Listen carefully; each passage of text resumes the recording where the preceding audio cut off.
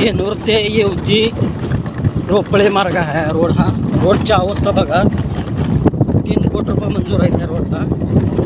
आणि काम म्हटलं तर तुम्ही बघा गाडीची कशी आवाज येते आणि किती आदळते बघा तुम्ही. खड्डे बघा या रस्त्याला. आणि काम म्हणजे तुम्हाला सांगू डांबर तर नाहीच नाही, पण नुसते खडी टाकून तुम्हाला सांगू जनतेच्या पैशावर डल्ला मारलेला आहे यांनी. शासनाच्या डोळ्यात धूळ टाकलेले जे कोण संबंधित ठेकेदार आहेत त्यांनी, ते बघू शकता तुम्ही. आणि दुसरी गोष्ट हे बघा गाडी किती आपटते. गाडी तुम्ही बघा झिरोला, बघा झिरोनं सुद्धा गाडी माझी ही रोडने पळवायची म्हणलं तर पळणार गाडी.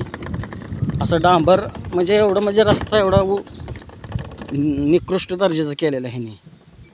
बघा तुम्ही पाहू शकताय.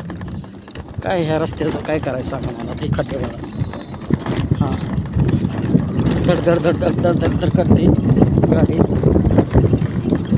एकदम म्हणजे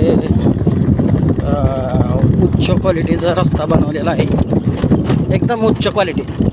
माझं तर म्हणणं आहे की ठेकेदारानं ह्याचं डांबर एक्स्ट्रा झालेलं काढून न्यावं. ही खडी जी टाकली ना, खडीसुद्धा एक्स्ट्रा झालेली आहे याच्यावरती.